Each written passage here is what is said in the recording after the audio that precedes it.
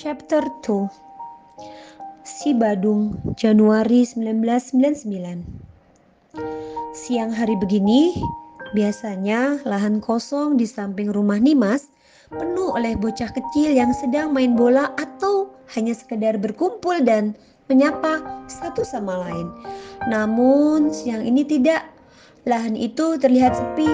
Nimas yang sudah menantikan teman-temannya untuk main bola seketika menghela napas kecewa. Kemana teman-temannya hari ini? Kenapa tak ada satupun bocah yang terlihat di lahan yang mereka klaim sebagai base camp itu? Nimas rupanya enggan pergi dari latar rumahnya dan tetap bersilah duduk di atas tanah tanpa alas sambil berharap teman main bolanya muncul. Dok, dok. Suara lembut sang ibu rupanya lebih menarik atensi Nimas, membuatnya berdiri dan menghampiri ibunya yang tengah membawa sepiring pisang goreng hangat. Dalam, Bu. Ini kamu antar ke tempat bapak ya. Sepiring pisang goreng sudah berpindah tangan dari ibu ke tangan Nimas. Tangan bocah sekolah menengah pertama itu sedikit menunjukkan reaksi penolakan saat kulitnya bersentuhan dengan beling piring yang panas akibat pisang goreng yang baru saja matang itu. Masih panas, Bu. Enggak, cuma hangat. Tangan ibunya dengan lembut mengelus puncak kepala Nimas, kemudian merapikan beberapa helai poni Nimas yang berantakan tertiup angin. Rambut lurus sebahu milik Nimas sangat lembut, sehingga siapa saja suka mengelusnya. Bapak di mana, Bu? Ibunya tersenyum. Di tempat kesukaan kamu. Mata bulat Nimas membulat tanda antusias. Lucu sekali. Di perpustakaan? Iya. Tolong kamu antar ini ke bapak ya, sambil bantu bapak, jangan lupa. Siap, Bu, laksanakan.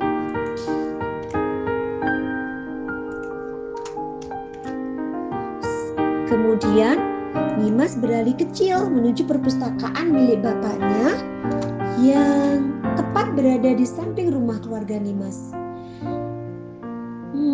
Nimas itu suka sekali membaca. Di usianya yang masih 13 tahun, sudah lebih dari 80 buku bacaan tebal yang sudah ia baca sampai tamat, mulai dari novel hingga buku pengetahuan. Minat baca Nimas itu sangat tinggi dan ibu bapaknya senang akan hal itu. Terlebih lagi, sang bapak yang seorang guru bahasa dan seni memiliki perpustakaan pribadi dengan koleksi buku tak kalah lengkap dengan perpustakaan kota yang sering Nimas kunjungi tiap hari akhir bulan. Bocah itu betah berlama-lama di perpustakaan, entah untuk membaca buku-buku koleksi bapaknya atau untuk membantu sang kepala rumah tangga itu merapikan dan menyusun buku-buku menurut kategorinya. Bapak! Teriakan dari putri sulungnya itu menjadi pertanda kalau hari sudah menjelang siang. Pasalnya Pak Amin, bapak Nimas, sering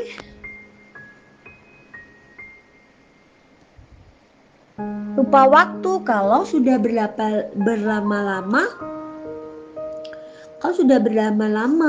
di dalam perpustakaan berkutat dengan buku-buku kesayangannya.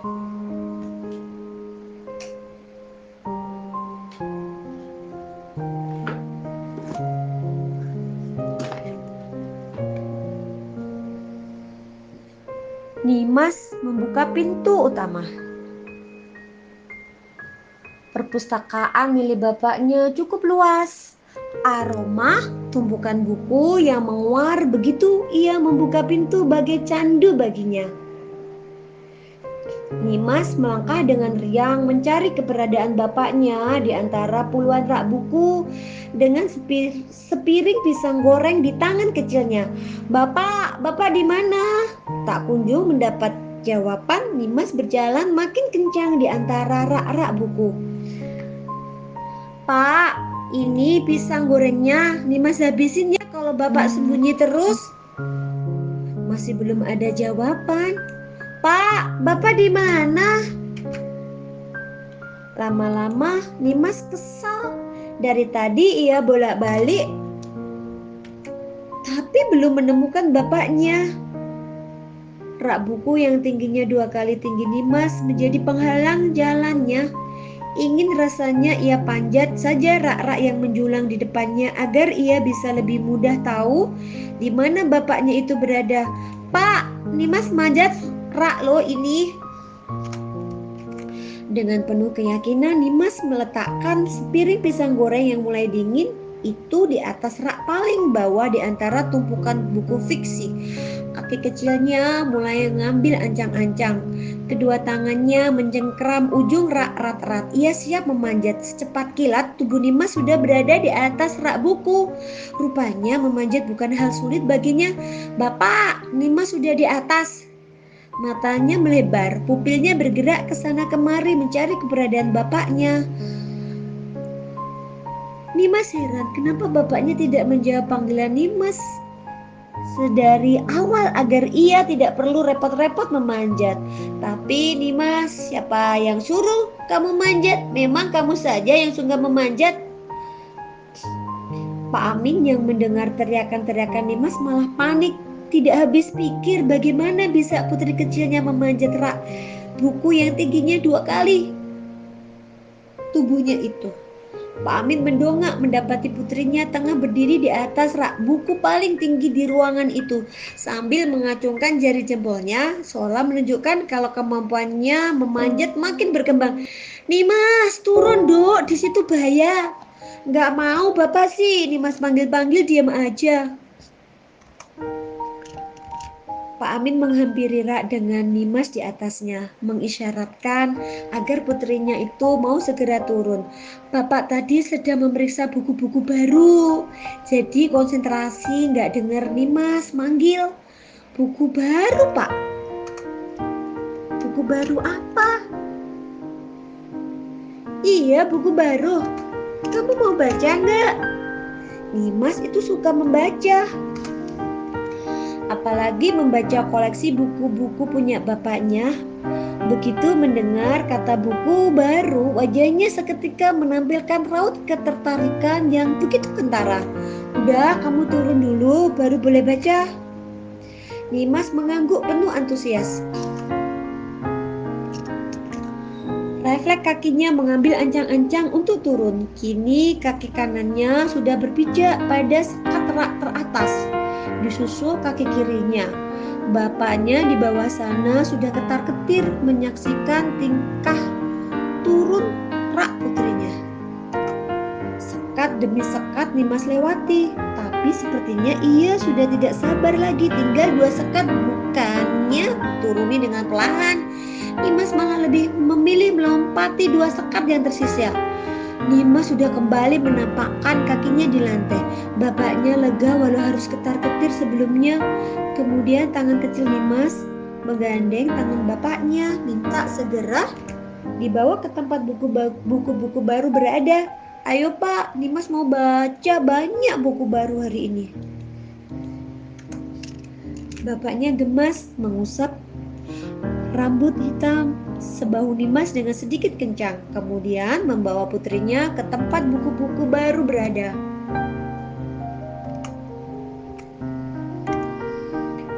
Pagi ini di kediaman keluarga kecil Pak Amin, semua anggota keluarga nampak bersiap-siap untuk aktivitas masing-masing. Pak Amin itu seorang guru seni sekaligus bahasa di sebuah sekolah dasar. Sedangkan Bu Amin juga seorang guru matematika di sebuah sekolah menengah. Jadi bapak dan ibu Nimas keduanya adalah seorang guru. Tak jarang Nimas bersyukur karena punya orang tua guru yang bisa mendidiknya secara akademik setiap waktu. Lalu Nimas juga punya seorang kakak perempuan yang biasa ia panggil Mbak Ratih. Mbak Ratihnya itu sudah duduk di sekolah menengah atas. Jadi Nimas anak kedua. Tapi terkadang Nimas heran dengan tingkah manja kakaknya itu. Sangat ingin mendapat barang baru di usianya yang sudah kelas 11 itu. Ratih masih sering merengek pada bapaknya. Padahal Nimas yang masih kelas 7 saja mau mengumpulkan uang sendiri untuk membeli barang-barang yang ia inginkan. Ratih itu lebih manja pada bapaknya, sedangkan Nimas lebih manja kepada ibunya. Saat minta ini itu, sang bapak pasti langsung menuruti. Lain dengan ibu. Ibu selalu mengajarkan Nimas untuk bekerja keras sendiri jika ingin mendapatkan sesuatu. Dan sampai sekarang, Nimas masih memegang teguh apa yang diajarkan oleh sang ibu. Setiap berangkat sekolah, Nimas selalu menenteng kotak plastik warna putih yang berisi permen karet untuk ia jual pada teman-temannya di sekolah. Tas sekolah Nimas sudah koyak karena usia.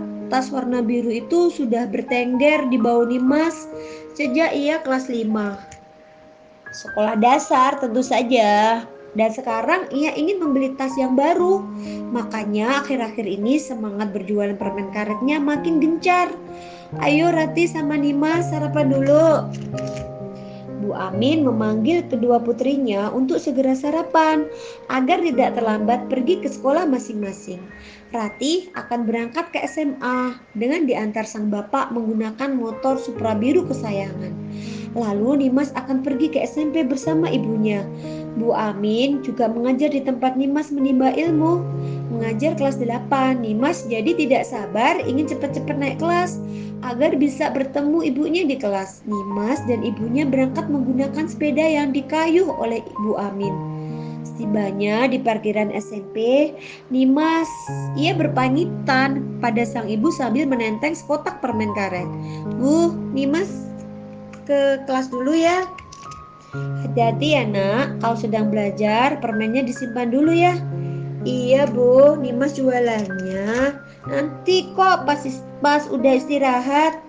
Pinter anak ibu, sini salim dulu. Nimas mencium punggung tangan ibunya dengan penuh rasa hormat. Sang ibu kemudian mencium pipi Nimas penuh kasih sayang. Woi Nimas, permennya gratis ya buat aku. Enak aja enggak, bayarlah. Jam istirahat di kelas Nimas selalu saja ribut. Banyak teman-teman Nimas yang tertarik pada dagangan permen karetnya. Bahkan ada teman dari kelas sebelah yang datang hanya untuk membeli permen karet dagangan Nimas. Ri, ayo, aku mau keliling sekarang, mumpung rame.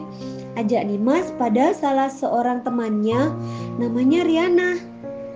Riana itu teman satu-satunya yang Nimas punya. Entah hanya perasaan Nimas atau bukan, tapi Nimas rasa teman-teman yang lain seperti menghindar berteman dengannya. Saat Nimas ikut nimbrung, saat teman yang lain seru mengobrol, tiba-tiba obrolan terhenti dan semuanya menatap Nimas dengan pandangan aneh, seolah tidak mengizinkan Nimas ikut mendengarkan pembicaraan mereka. Namun lain dengan Riana, bocah manis dengan rambut hitam yang selalu dikuncir ekor kuda itu dengan ceria selalu menghampiri Nimas dan tak jarang menemani Nimas berkeliling menjajakan permen karet dan mengorbankan waktu istirahatnya. Tunggu sebentar. Riana cepat-cepat menutup kotak bekalnya, menelan sisa makanan yang masih ada di mulut, kemudian minum air dari botolnya dengan terburu. Riana selalu bawa bekal, tapi tidak punya cukup waktu untuk menikmatinya karena ia selalu menemani Nimas keliling. Begitu juga dengan Nimas. Bahkan tidak jarang kotak bekalnya masih utuh sampai jam pulang sekolah tiba. Ayo ke kelas mana dulu? Ke kelas 9 aja Ri. Mereka uang sakunya banyak. Ayo. Duh Dimas, tapi takut kalau mereka serem kayak waktu ospek gimana? Alah gak usah takut, kan kita nggak lagi di ospek. Ya udah, sini dompetnya aku yang bawa.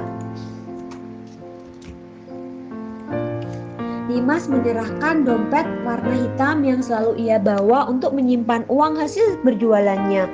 Mereka menyusuri koridor menuju ruang kelas 9. Sepanjang jalan mereka berdua tak henti memasang senyum sembari menawarkan permen karet dagangan Nimas. Dek, sini. Nimas dan Riana kompak menoleh ke sumber suara. Mendapati segerombolan kakak kelas mereka yang memanggil. Ada sekitar 5 bocah laki-laki di sana. Nyali Riana cute ketika ia senang Nimas mendapat pelanggan, tapi kalau begini ia takut. Ya kak, mau beli? Lain Riana, lain Nimas. Bocah itu bahkan sudah berdiri di depan mereka sendirian, meninggalkan Riana di belakang yang masih enggan melangkah. Harganya berapa? 1000 dapat 5 biji kak. Ya udah, kita mau 10 biji. Oke kak, sebentar.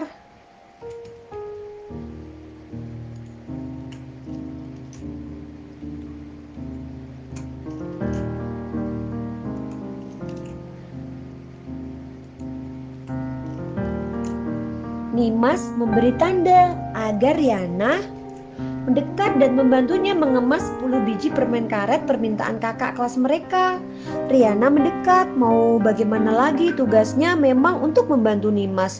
Jadi Riana menurut, walau sebenarnya hatinya tidak tenang. Entah kenapa ia cemas sejak pertama kali melihat segerombolan kakak kelas itu.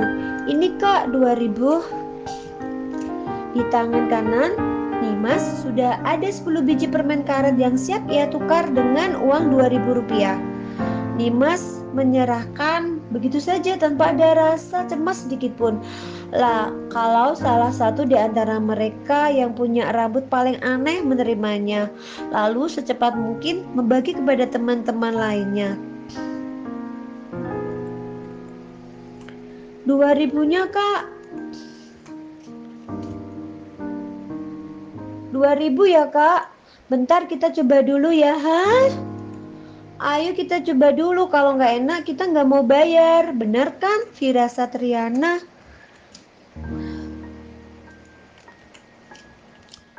Pasti kakak kelas mereka ini tengah merencanakan hal buruk pada Nimas. Nggak bisa gitu dong kak. Kenapa nggak bisa, hah?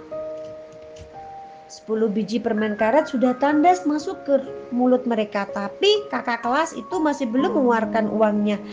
Nggak enak nih, permen karetnya apaan sih, kok nggak manis? Tiba-tiba salah satu dari mereka memuntahkan permen karet yang sudah ia kunyah itu tepat di depan sepatu Nimas. Tapi kakak udah makan, jadi kakak harus bayar lah. Permen karet gak enak gini, gak mau bayar lah kita. Kak, saya sama teman saya udah buang waktu banyak di sini. Bentar lagi istirahatnya habis, jadi tolong jangan dibuat sulit ya kak. Entah keberanian dari mana Riana ikut bersuara, memancing rasa jahil kakak kelas mereka lebih jauh. Oh gitu ya. Salah satu lagi di antara mereka yang punya tubuh paling besar mendatangi Riana, mencubit pipi kiri Riana yang membuat bocah berkuncir. Udah itu ketakutan. Ya udah, kalian gak usah sekolah sekalian, jualan aja.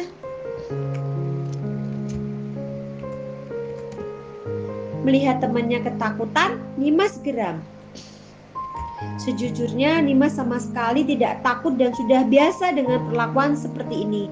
Hanya saja saat ini Riana, teman kesayangannya, sedang ketakutan karena tingkah kekanakan mereka. Tangan kakak kelas itu tidak menyentuh pipi Riana lagi sebelum Nimas menghempaskan tangan itu kasar.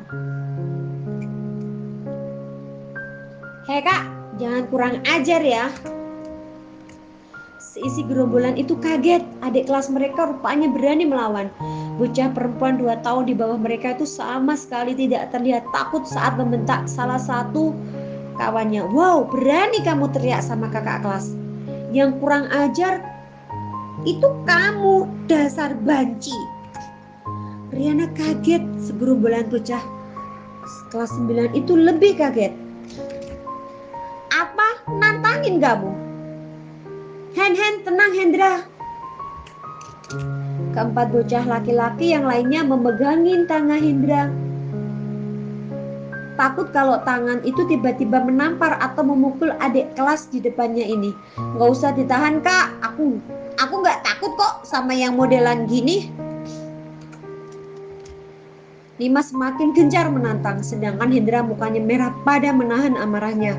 Tidak ingin masalah bertambah panjang, seorang yang pertama kali memanggil Nimas tadi cepat-cepat menyerahkan 2 lembar uang 1000-an pada Nimas. Ini kita bayar, udah ya dek, maafin ya, maafin. Enggak kak, aku mau selesaikan urusan sama Banci satu ini. Aduh sudah dong dek, maafin ya, sudah. Sudah ya.